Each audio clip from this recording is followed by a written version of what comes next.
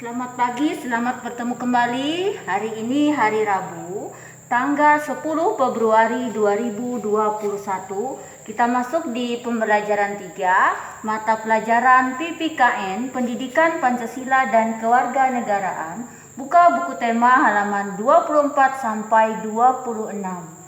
Hari ini kita mempelajari keragaman suku bangsa di Indonesia. Ibu bacakan, simak baik-baik. Di Indonesia ada ribuan suku bangsa yang tersebar di seluruh wilayah Indonesia, dari Sabang sampai Merauke. Ibu jelaskan, Sabang itu adalah kota paling barat di Indonesia, letaknya di Aceh. Dan Merauke itu adalah kota paling timur Indonesia, yang mana letaknya itu di daerah Papua. Suku bangsa adalah suatu kelompok atau kesatuan sosial yang memiliki kesamaan identitas seperti bahasa, budaya, dan adat istiadat. Suku bangsa termasuk bagian dari keragaman bangsa Indonesia. Dibandingkan dengan negara lain, jumlah suku bangsa di Indonesia adalah yang terbesar di dunia. Indonesia terdiri dari sekitar 1.300 suku bangsa yang tersebar di seluruh wilayah Indonesia, baik di pulau besar maupun di pulau kecil.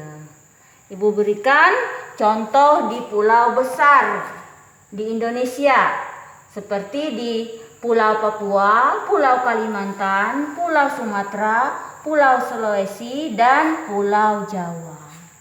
Sedangkan di contoh pulau kecil di Indonesia adalah Pulau Rote yang berada di Nusa Tenggara Timur, Pulau Miangas di Sulawesi Utara, Pulau Weh di Aceh, Pulau Nusa Kambangan Jawa Timur, Pulau Muratai di Maluku Utara, dan masih banyak pulau yang lainnya.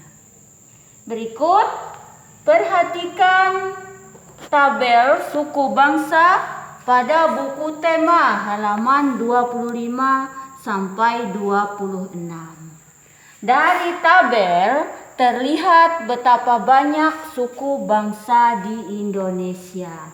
Nah, anak-anak, Ibu harapkan kalian membaca tabel suku bangsa pada halaman 25 sampai dengan 26. Di situ dituliskan 34 provinsi beserta suku bangsa yang ada di tiap-tiap provinsi.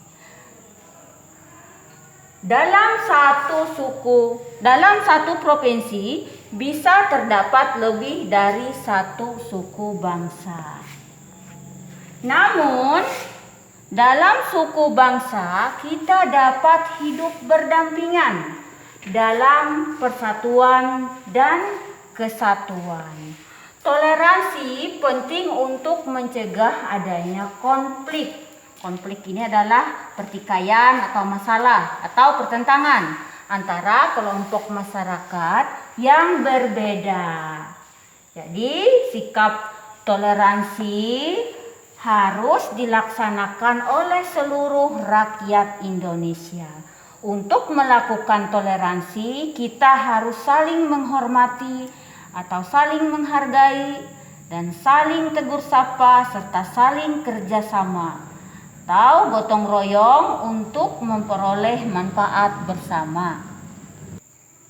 Berikut kita masuk di pembelajaran 4, mata pelajaran yang sama, PPKN, Pendidikan Pancasila dan Kewarganegaraan. Buka buku tema halaman 32 sampai dengan 33. Kalau tadi kita membicarakan tentang keragaman suku bangsa di Indonesia, sekarang kita membahas tentang ragam bahasa daerah di Indonesia. Ibu jelaskan, Keragaman suku bangsa menghasilkan bahasa daerah yang beragam. Ibu jelaskan apa itu bahasa daerah. Bahasa daerah adalah bahasa yang digunakan secara turun-temurun oleh warga negara Indonesia di wilayah negara Republik Indonesia. Bahasa menjadi alat untuk berkomunikasi. Ibu jelaskan, berkomunikasi ini adalah proses penyampaian makna pada orang lain. Bahasa daerah yang berkembang di wilayah Indonesia berjumlah 718 dari 34 provinsi di Indonesia. Perhatikan tabel bahasa daerah di Indonesia pada buku tema halaman 32 sampai dengan 33. Dari tabel terlihat keberagaman bahasa daerah di Indonesia. Di suatu daerah seringkali berkembang lebih dari satu bahasa daerah. Nah, contohnya seperti bahasa daerah kita, yaitu bahasa daerah Kalimantan Tengah adalah bahasa Dayak Ngaju, bahasa Maanyan, dan bahasa Bakumpai. Di antara bahasa-bahasa daerah itu terdapat perbedaan. Dari perbedaan tersebut bukan menjadi penghalang bagi kita untuk bersatu. Namun perbedaan itu disatukan dengan penggunaan bahasa Indonesia sebagai bahasa nasional. Jadi bahasa Indonesia ini adalah bahasa resmi negara kita. Berikut fungsi bahasa Indonesia adalah yang pertama. Fungsi bahasa Indonesia yang pertama sebagai alat perhubungan antar warga, antar daerah, dan budaya.